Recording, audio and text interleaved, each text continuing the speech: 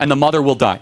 Why shouldn't, you could agree, why don't we just have the baby delivered by cesarean section? You know what a cesarean section is, right? Yes. What is a cesarean section? A C-section? Yeah, why wouldn't we just put the baby out by C-section instead of terminating it? Because if the mother will die, it's not safe to do that. You remove the baby. I understand. Threat removed. I know what a C-section is. But it's actually safer than an abortion. So every time they say, this is for you guys, they say, oh, you need to have abortion for medical reasons, respond, then have a C-section. What if you're not able to have a C-section? What if you are on your deathbed, you need to have an abortion right now? Well, again, but... And it's illegal. You can't, so you have to die. First and foremost, C-section is safer, C-section is quicker, and a C-section saves both lives. A C-section... The baby is already dead, you just said. No, but even... No. Hold on a second. You're saying if the baby's already dead, then it isn't even an abortion. Right? Then you're talking about a removal of a carcass, which is a completely different medical operation. So you're saying that's okay if you're having... If you're if you're removing a carcass of a baby, that is not an abortion.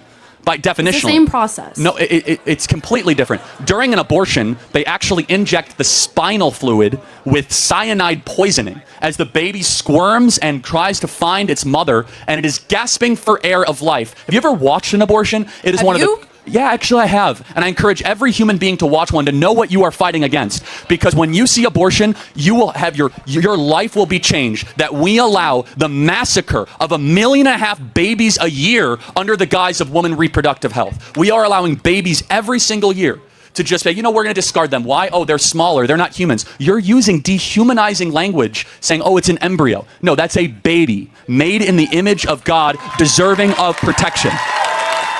What do you do with those children once they're born into a bad household? So now we've transitioned to, like, what do you do with the kids? Right. Glad we're past the other part of the argument, okay? What do you do with them? You know there's twice as many people on the adoption waiting list than there are abortions every single year?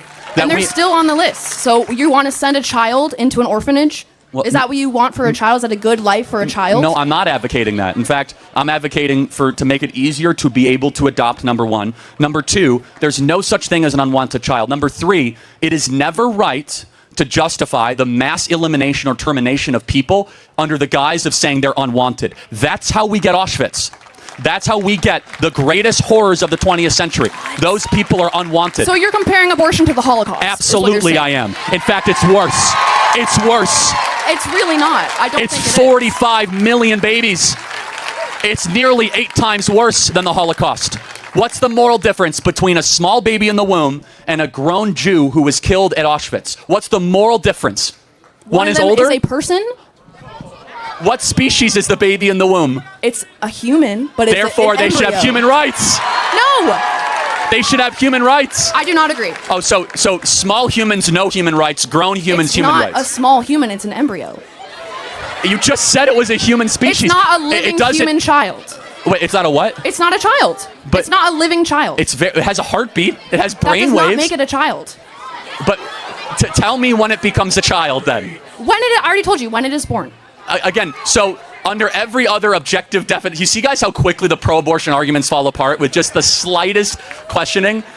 But our position is one rooted not in feelings, not in personal autonomy, but one in biological consistency and reality. That your life had an agreed-upon starting point. That starting point should be protected and preserved. And the excuses given for abortion is dehumanization. Oh, it's just an embryo. Guys, that's just using different language to justify the massacre of something smaller than you.